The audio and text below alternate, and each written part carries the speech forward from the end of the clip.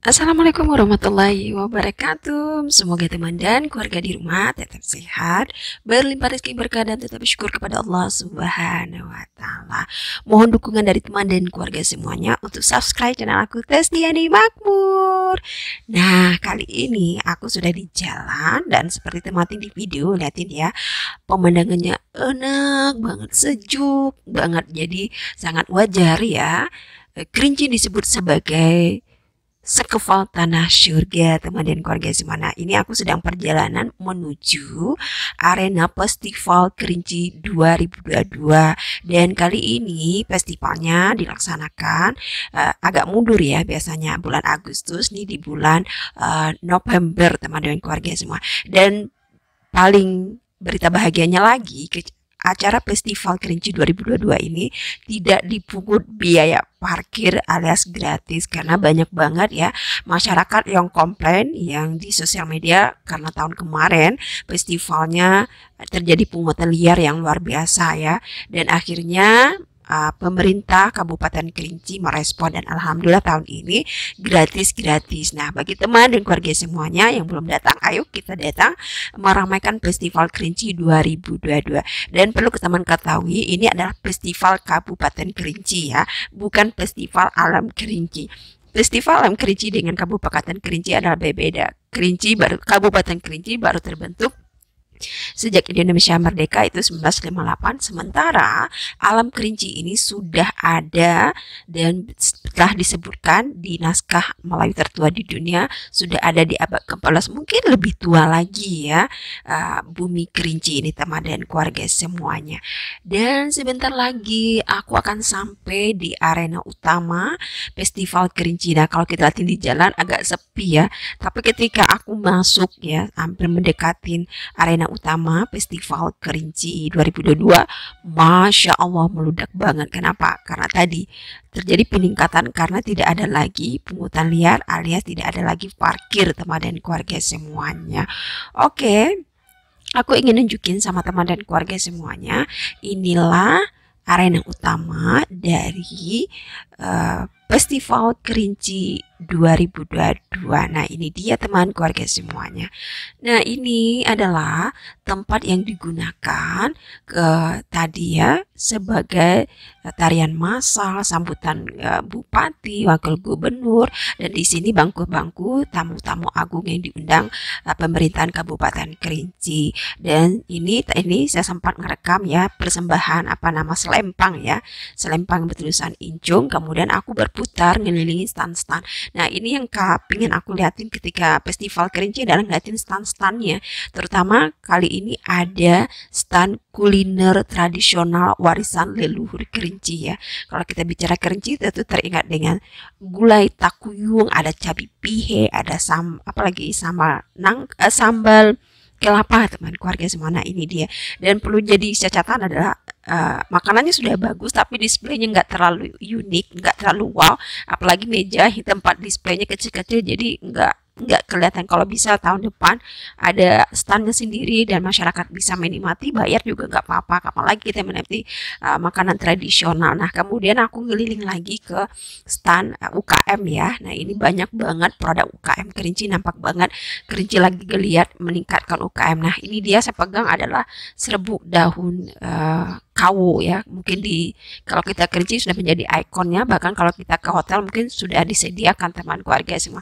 Dan paling unik lagi aku masuk ke stand naskah kuno Kerinci, naskah kuno.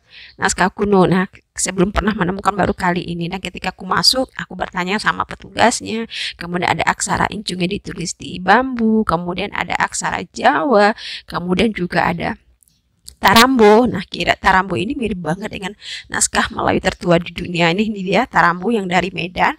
Ini aksara yang mengkajinya adalah ahlinya Uli Kozok. Kemudian ada lagi daun lontar yang beraksara Jawa kuno. Nah, ini dia. Kalau ini bapaknya sedang menjelaskan. Nah, ini saya katakan aksara daun lontar ya. Ini banyak kerinci juga menemukan naskah, kemudian ada aksara Jawi.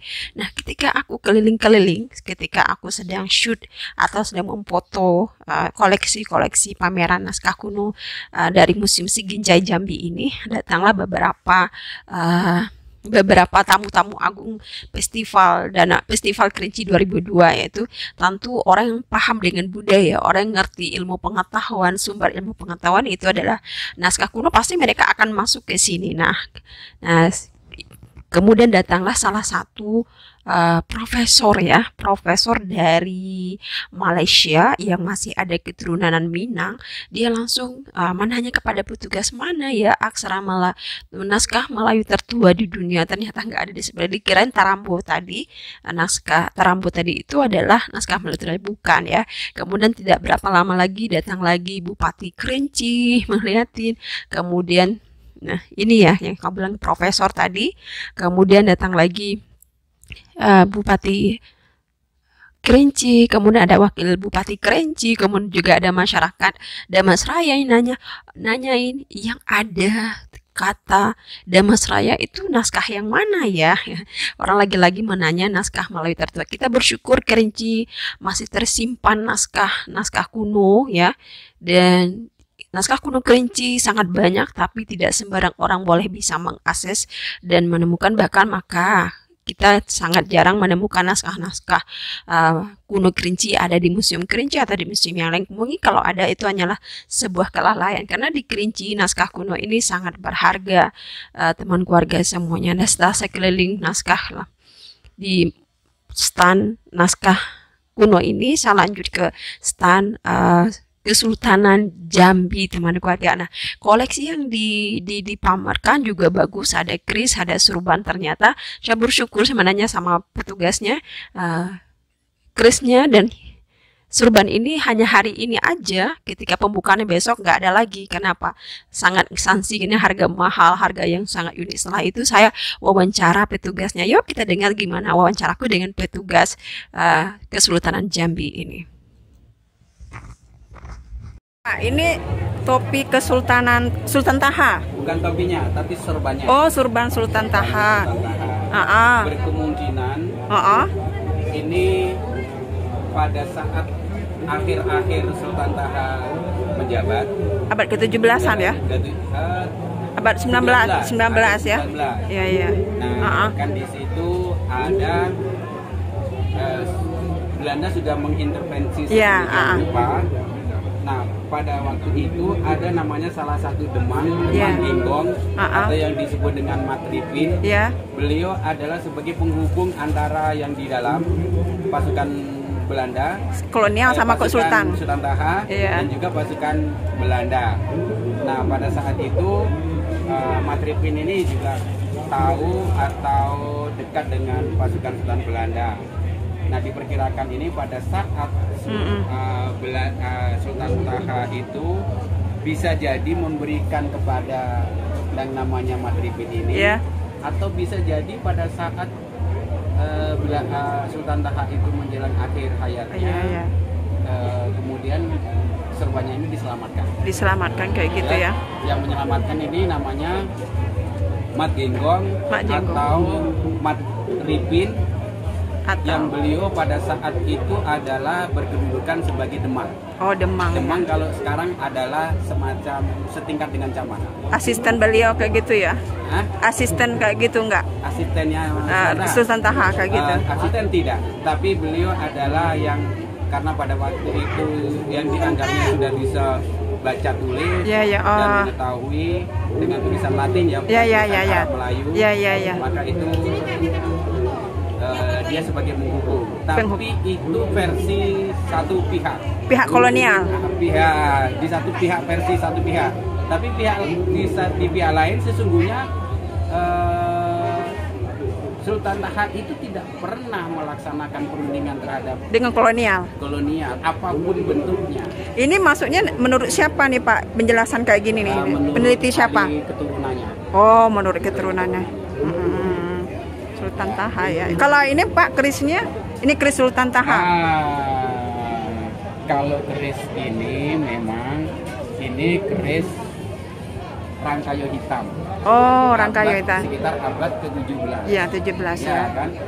Rangkayo Hitam pada waktu itu Rangkayo Hitam menjadi pangeran ratu dan beliau berusaha untuk menghentikan pajak atau upeti ya? dari Mataram.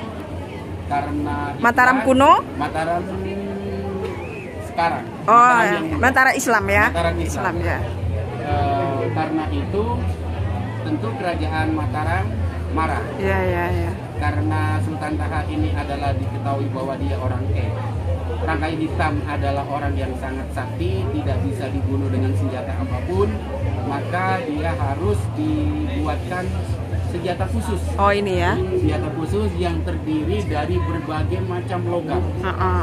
Untuk? Itulah untuk membunuh Rangkayo Hitam tadi.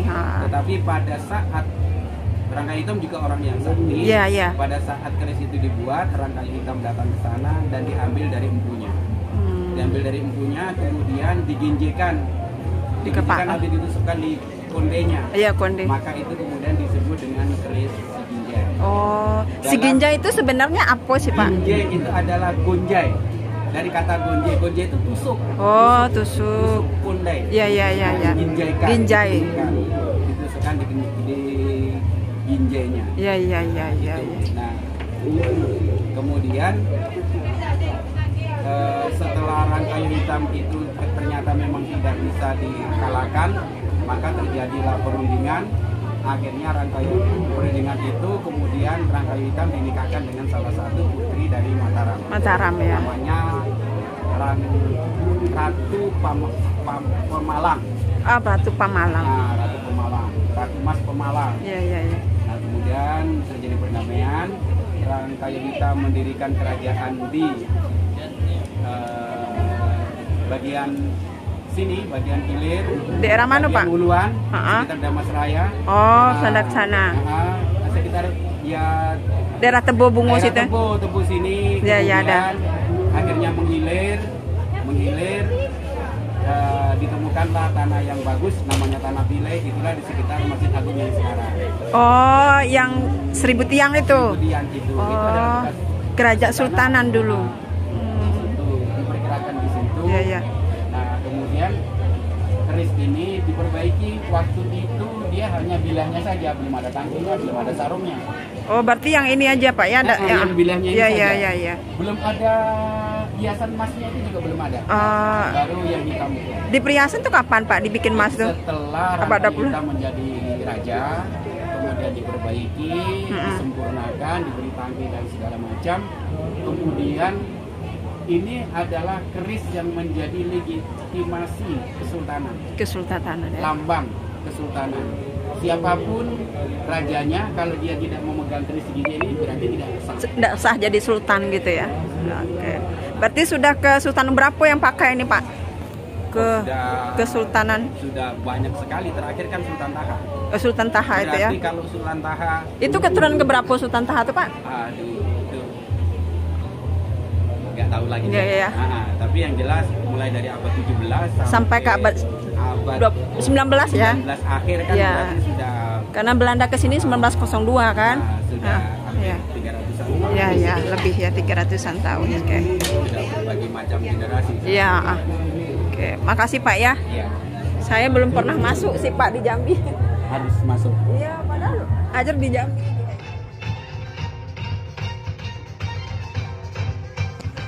Nah, bagi teman dan keluarga semuanya belum datang ke acara festival Kerinci 2002, ayo datang dan kita merasakan betapa meriahnya dan banyak banget stand-stand yang bisa ibu dan keluarga kunjungi, dan semoga informasi ini bermanfaat. Assalamualaikum warahmatullahi wabarakatuh.